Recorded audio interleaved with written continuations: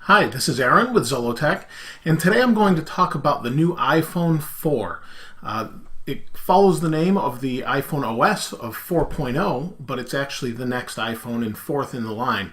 A little bit surprising of a name. Normally most people were thinking iPhone HD, iPhone 4GS, 4G. There's so many different names people were guessing, but it turns out it is iPhone 4. And here is a picture of it if you haven't seen it already.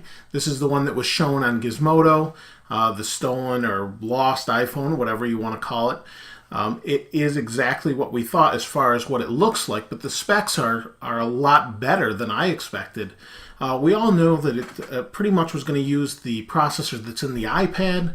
The processor is their own custom A4 chip. They didn't give a speed for the iPhone 4, but they did just say they're using it. It comes in a 16 gigabyte and a 32 gigabyte model. Thought it would go to 64 like the iPod Touch, but apparently it's not needed. It does come in the $199 and $299 cost range with a 2-year contract. Now, all of those of you who have a 3G or 3GS and are wondering if you're eligible for an upgrade, you probably are, unless you bought this after Christmas. It's basically within a 6-month time frame, and AT&T clarified that today. Apple went into it a little bit, and AT&T clarified it. They said you'll be able to upgrade for the $199 or $299, depending which model you want. The big features on this new phone are the design, of course. It's got a glass front and back.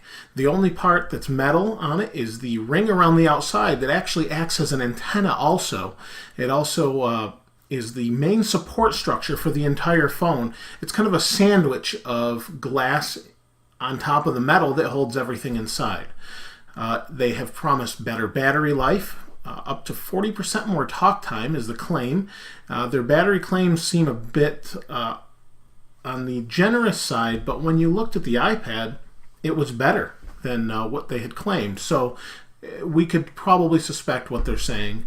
If you have an iPhone now, it'll last longer on a battery charge, for the most part, except for video, which was a little bit weird. The other thing that was a really nice thing is a super high-res screen they're calling the Retina screen.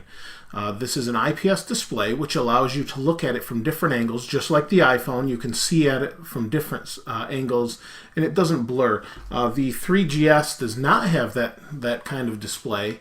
When you look at it, it actually it's tough to see from the side.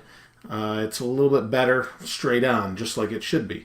The pixel density on the new one, the pixels are such that I think they get the name Retina display. They didn't really get into it, but I think they get that name because it's basically the pixels are so tightly packed that you cannot see where they actually are, the little squares that you might see on a television or a larger display, and even the iPhone if you look closely. The actual spec is 960. 960 by 640 pixels. That's a huge amount for a 3.5-inch display. In fact, it's about 70 some odd percent of the entire iPad crunched into this small spot for the iPhone. And so that's pretty amazing. It has a 5-megapixel camera with flash. It also records in 720p, and it has a forward-facing camera, of which they did not give the resolution, but they did show their new video chat. They call it FaceTime, and it's basically video chat. And now we have seen forward-facing cameras on the HTC Evo that just launched, and it will work with Skype. But the one on the iPhone, the thing with the iPhone is a gigantic seller, and anybody will be able to use this. The problem is you have to have it on a Wi-Fi connection to use the video chat, or the FaceTime as they're calling it. And the reason for that has to do with AT&T's network limitations and that sort of thing, unfortunately. The other part of the phone that's pretty interesting, I think, is how thin it is compared to the old phone. This iPhone, here, let me get rid of this picture here. This iPhone is thick compared to the new iPhone. The new one has a much, much thinner profile, squared off. And supposedly the glass on the back and front are as hard as sapphire crystal, according to their video, which is pretty incredible. I've had a very hard time scratching this. I have not scratched this to screen, and I don't have a screen protector on it.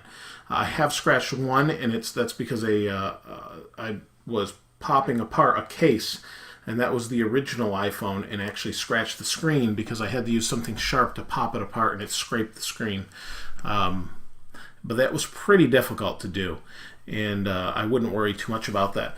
The other thing with the new iPhone here, let me bring this back up. The other thing is with the pixel density comes a whole lot of different things where you can have high resolution pictures. You can have the HD video is going to look really like HD, and with that HD video, you can use iMovie. It's a $5 or $4.99 app that's going to be coming out. You can fully edit your movies on the iPhone with transitions, with themes, and send them off to YouTube, which is going to be huge for people like me recording on YouTube. I'm hoping I can put my intros and things on there, piece it all together on the phone in HD, and then send it off to YouTube. That'll be huge for, like I said, people like me, and whoever else wants to record their own videos and put them together quickly, make them look really nice, and send them on their way to Facebook or wherever you want to put them. That's pretty much it. There's iPhone 4.0. We've gone over that in a review before, a little overview. That's on there. And the availability is the 24th, which is a Thursday. You'll be able to pre-order it just like the iPad, which should be pretty good for most of us, because if you've ever waited in the line for 3G or 3GS like I have, that can be pretty annoying, the wait, and hoping you're going to get one. This way you can pre-order them on the 15th on their website, and then pick it up on the day of release on the 24th. Let me make sure. I'm pretty sure it's the 24th. I'd hate to give you the wrong date, but it is a Thursday. I kept thinking the 28th, and I'm not really sure why, but I'm pretty sure it's the 24th that it actually comes out. The iPhone is more environmentally friendly and that sort of thing. If you're into the green part of that, everything in it is recyclable, almost 100%, if not 100% recyclable. The other thing is the iPhone 4.0 OS comes out today for developers. The Gold Master, which means that's the final build that they're going to release to the public, is out today, the day of the launch on June 7th here, or the day of the preview of the phone launch. The other thing with that is, I apologize, I'm slipping a little bit, but the other thing I apologize is that it's coming out is their own cases for the iPhone. They call them bumpers, and they go around the metal part, the stainless steel part, to protect the phone. They don't cover anything else, and they're pretty pricey. They're about $30. They're also releasing a dock that's $30. I don't know that I want to cover up that nice stainless steel. I like the design of it, and if you're not going to cover the back and front, what's the point, I guess, unless you want to customize it in the different colors. That's pretty much it. I'm sure you've been beaten to death with this news, but wanted to follow up with it.